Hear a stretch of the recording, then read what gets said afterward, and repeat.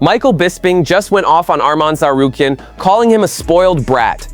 On his most recent podcast episode, Bisping tore into Tsarukyan over a recent airplane incident where he was kicked off a flight, adding it to a growing pattern of controversial off-camera behavior. Despite all the drama and Dana White previously shutting down any immediate title shot, Bisping also revealed that the UFC still plans to hand Arman a direct crack at the lightweight title once Ilia Topuria wraps up his business against Justin Gaethje at the White House event. In the meantime, Tsarukyan has been staying active on the grappling circuit en road to Abu Dhabi fighting, though he's been catching heat online because many of his opponents have been either significantly older or much lighter than him. With RAF blowing up recently, especially after signing Khamzat Chimaev, the next matchup everyone's buzzing about is Arman Tsarukyan versus Colby Covington in what promises to be a high-level wrestling showdown. The lightweight contender is living life loud both inside and outside the cage, and according to Bisping, the UFC may be ready to reward him with that title shot next. His dad is a billionaire, he lives an unbelievable lifestyle. He's been doing a few things recently, like getting thrown off aeroplanes, which, you know, is never a good look. It's never a good look. It doesn't matter whether you were right, whether you were wrong.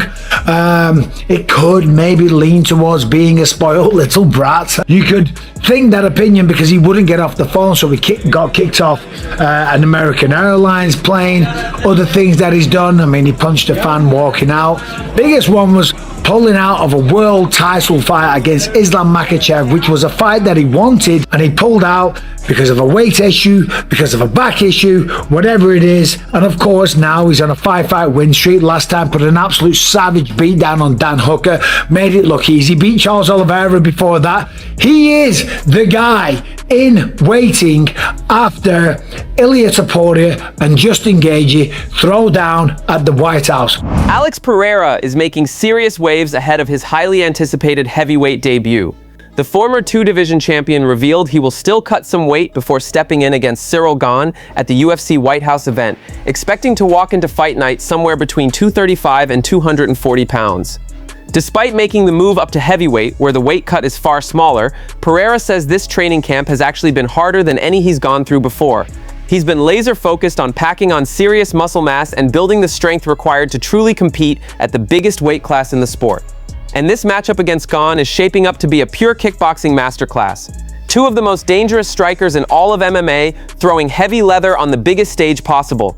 Pereira continues to show exactly why he's one of the most terrifying competitors in the game, refusing to take the easy path even when moving up in weight. If he can add the right size while keeping that legendary power and precision intact, the entire heavyweight division needs to be on high alert. Drop your thoughts and predictions for this fight down in the comments below. Pesadão agora, tem barrigudinho agora, mas já vai ver a transformação, vai ser uma máquina. Isso aqui, ele falando assim, vocês nem imaginam quão forte o bicho é. Agora é só o começo, velho. Ó, nas outras preparações, nessa época aqui eu tava na manhã, tranquilo, não tava resistindo. Pô, tô fortalecendo meu corpo, velho. Agora achei que ia chegar também. A gente vai ter mais 6, 7 semanas pra frente ainda, entendeu? É onde eu começo, é onde eu já tô agora. Dessa vez a gente desenhou um macro ciclo, um programa de treino com mais semanas. Aqui é um pré-camp, vai fazer como se fosse um início aí de treinamento, mas ele não aguenta, ele já tá dando uma puxadinha de vez em quando, já tá se preparando e o corpo dele vai tá bem ajustado já para essa categoria.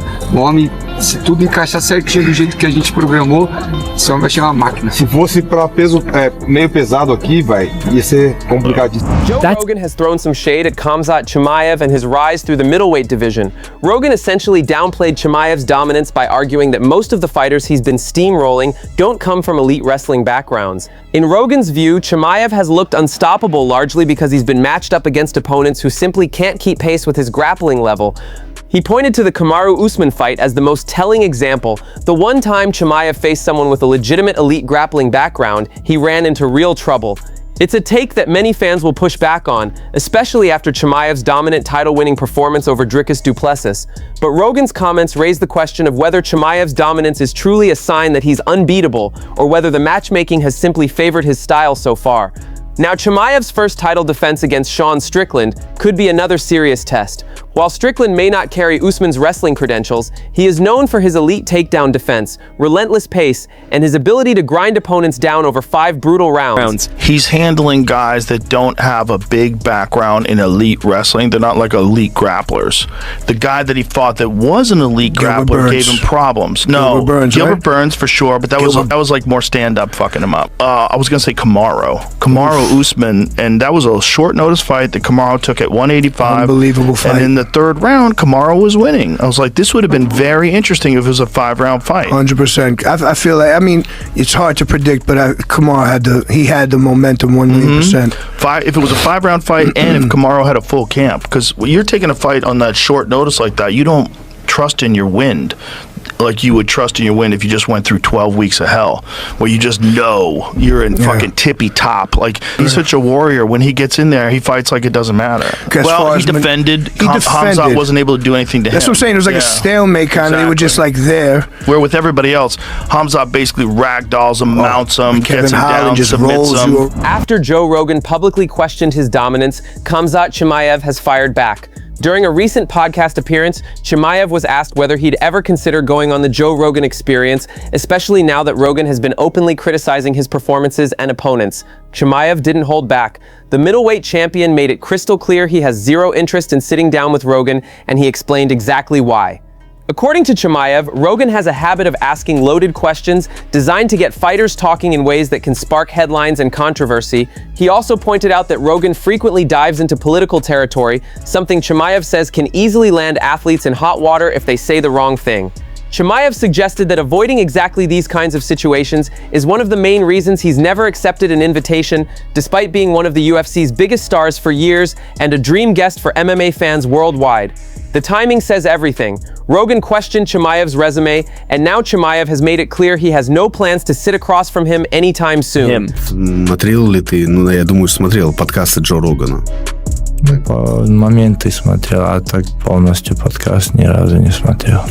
Многие бойцы очень хотят попасть к Джо Рогану. Ну вот, если он тебя пригласит, хотел бы пойти?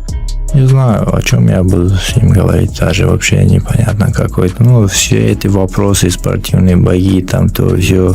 Я думаю, все это перешел уже, повторяется со всеми журналистами. Я даже не хочу, многие люди пытаются всех спортсменов тянуть в политику, там, и того сюда. И я спортсмен, пытаюсь быть спортсменом.